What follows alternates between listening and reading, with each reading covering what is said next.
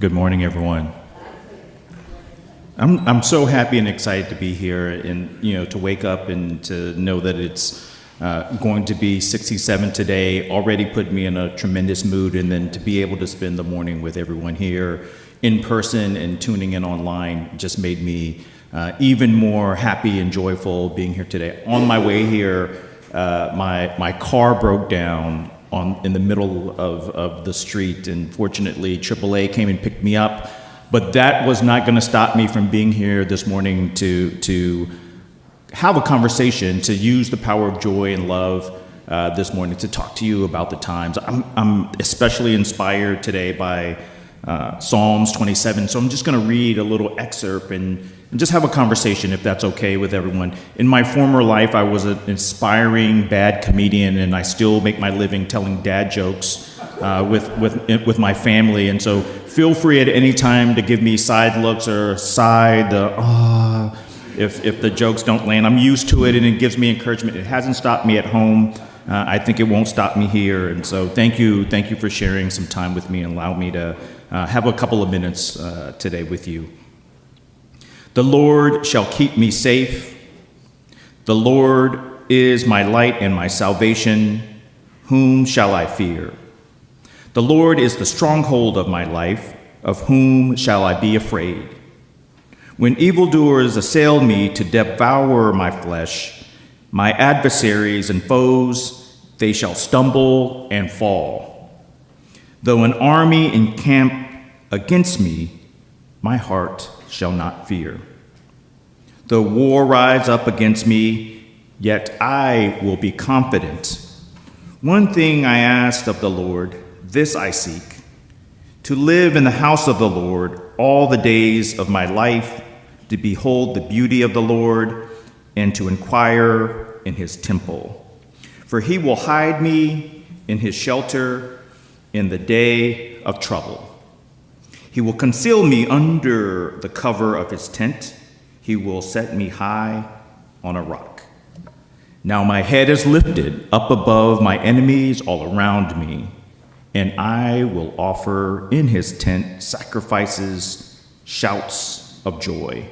I will sing and make melody to the Lord. Hear, O Lord, when I cry aloud, be gracious to hear me and answer me. Come, my heart says, seek your face. Your face, Lord, do I seek. Do not hide your face from me. Do not turn your servant away in anger. You who have been my help, do not cast me off. Do not forsake me, O God, my salvation. If my father and mother forsake me, the Lord will take me up. Teach me your way, O Lord, and lead me on a level path because my enemies. Do not give me up to the will of my adversaries, for false witnesses have risen against me, and they are breathing out violence. I believe that I shall see the goodness of the Lord in the land of the living. Wait for the Lord. Be strong, and let your heart take courage. Wait for the Lord. We know that this is a conversation that David is having with God. And I imagine that this is also a conversation that David is having with Martin Luther King Jr.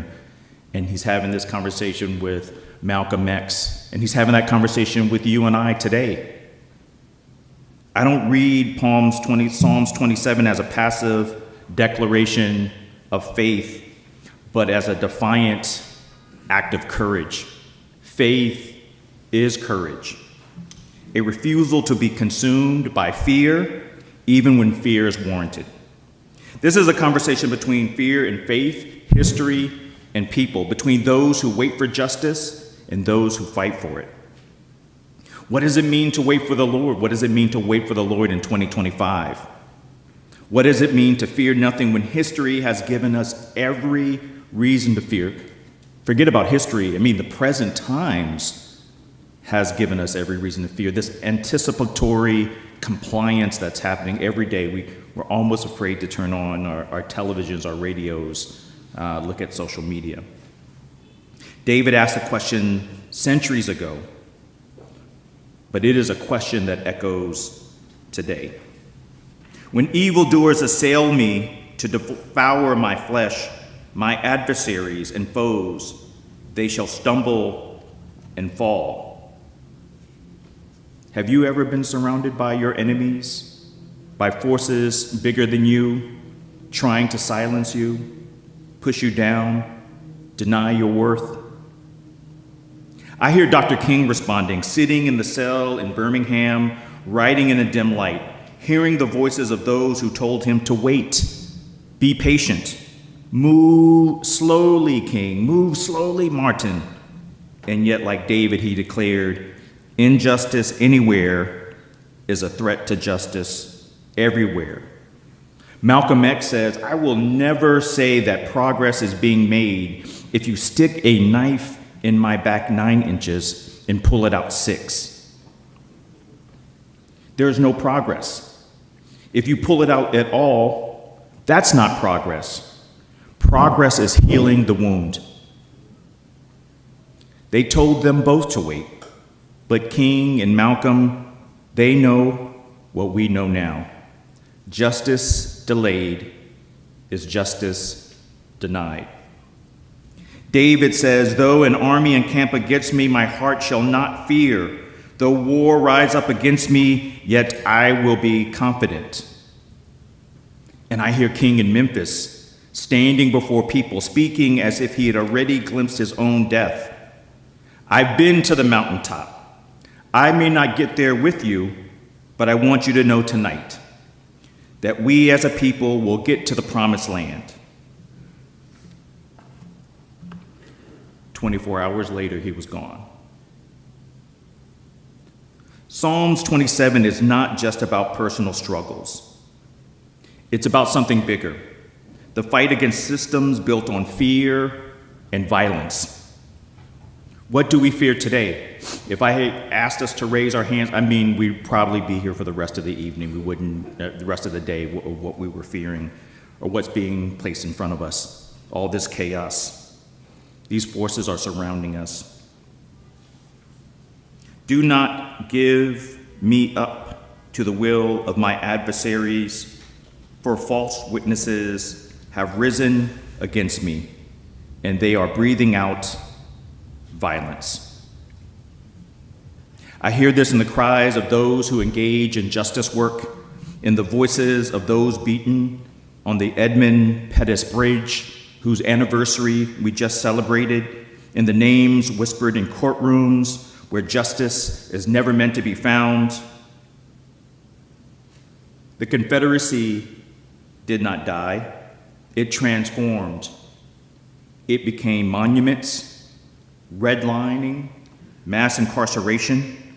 It became voter suppression. It became the Tea Party. It became Make America Great Again. And so we return to David's final words. Wait for the Lord, be strong, and let your heart take courage. Wait for the Lord. But what does it mean to wait? What does it mean to wait right now? Dr. King wrote that waiting for justice, waiting for dignity, waiting for the right time in itself is a form of oppression. Are we waiting for justice, or are we making it? I've heard many a think piece, especially in these times. If I had been born or around active in the civil rights movement, I would have marched with King. I would have sat, I would have spoken up. They wouldn't have those dogs on me. But history is not hypothetical. The fight is not a relic of the past, sealed in grainy footage and black and white photos. We are out of the waiting period. David fought for a kingdom. King and Malcolm X fought for people. And though they lived centuries apart, their words still speak to each other. They are in conversation with each other, and they are in conversation with us.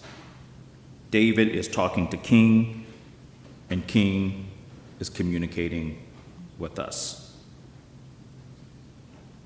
Whom shall I fear? I have been to the mountaintop. And the question that lingers for us today is this: will we know when the Lord is here? And do we understand that the waiting period has concluded? Justice is never simply given, it is made. Thank you so much.